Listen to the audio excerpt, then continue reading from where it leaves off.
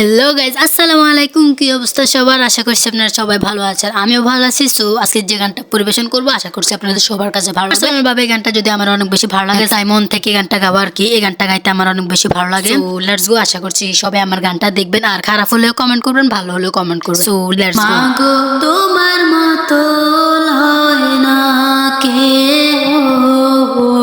আমায় বুকে টানে